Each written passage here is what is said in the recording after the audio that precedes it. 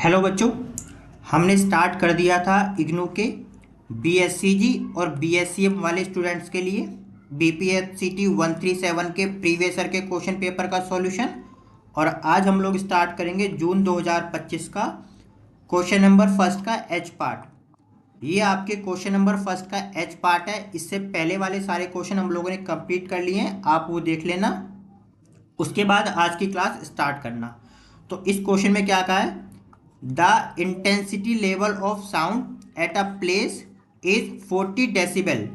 मतलब किसी प्लेस पर साउंड की जो इंटेंसिटी लेवल है वो कितना है, 40 डेसिबल है। फॉर्मूला गिवन सब बताएंगे, टेंशन मत लेना। Calculate intensity of sound, take threshold of hearing as 1 × 10⁻12 watt per meter square. तो पहले इसका गिवन कर लेते हैं, फिर इसको सॉल्व करते हैं, ठीक है।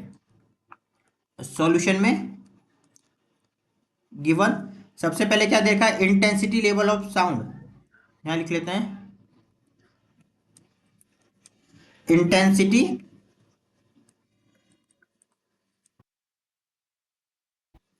इंटेंसिटी लेवल ऑफ साउंड, जिसको हम लोग शो करते हैं किससे, बीटा से, और वो कितना दे रखा है, 40 डेसिबल, ठीक है।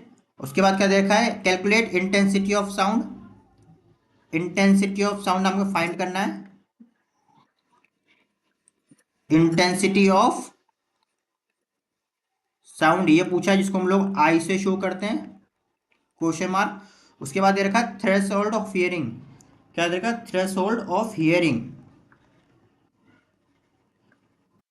थ्रेशोल्ड ऑफ हियरिंग, जिसे हम लोग आई नॉट से शो करते हैं, नीचे जीरो लगा के, ठीक है। इसकी वैल्यू कितनी रखी है, 1 × 10⁻12 वॉट मीटर -2, या इसको ऐसे लिख सकते हो, वॉट अपॉन में मीटर स्क्वायर, ठीक है। तो अब इसको सॉल्व करते हैं।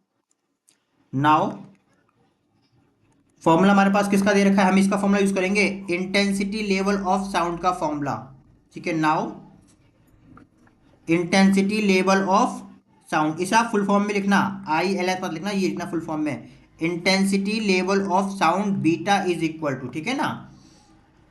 यहाँ पे कितना फॉर्मूला आएगा, हमारा फॉर्मूला ये दे रखा है, beta is equal to 10 dB decimal, ठीक है। और इनटू में दे रखा है log 10 ब्रैकेट के अंदर आई अपॉन में आई नॉट।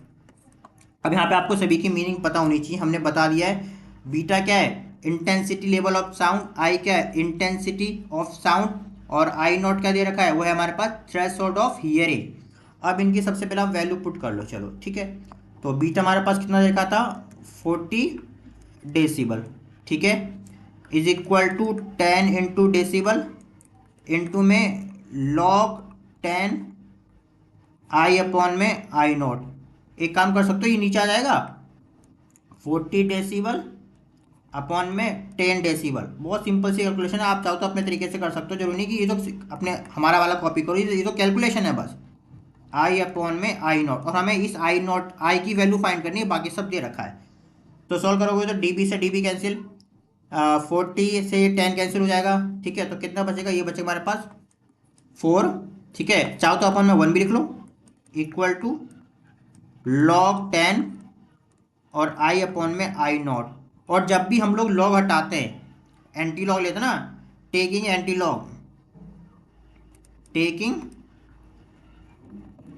एंटी लॉग, याद रखना, जब भी हम लॉग हटाते हैं यानी इस लॉग को रिमूव करते हैं, तो इन दोनों वैल्यू की पोजीशन चेंज हो जाती है आपस में। मतलब 4/1 के जगह पे आई अपॉन में आई नॉट आ जाएगा, इज इक्वल टू लॉग हटेगा तो 10 की पावर कितना जाएगा, 4 आ जाएगा। यहाँ पे 10 की पावर में आई अपॉन आई नॉट था, तो चेंज कर दिया हमने। अब आराम से देखो, इस लॉग के हटते ही 4/1, अरे 4/1 लिखो या 4 लिखो, बात तो एक ही है। 4/1 आ गया इधर आई अपॉन आई नॉट की जगह पे, और आई अपॉन आई नॉट 4/1 के प्लेस पे चला गया। लिखो जरा से सही से, I is equal to I naught into में 10 की पावर 4। चलो वैल्यू पुट कर दो, आई नॉट कितना हमारे पास था, 1 × 10 की पावर -12, और ये कितना है 10 की पावर 4, तो कितना हमारे पास आंसर आ जाएगा, तो हो गया 1 × 10⁻⁻8। और इसकी यूनिट क्या होगी, अगेन वही same, what per meter square. बस ये आपका आंसर आ गया। ठीक है, तो नेक्स्ट क्लास मिलेंगे हम लोग नेक्स्ट क्वेश्चन के साथ।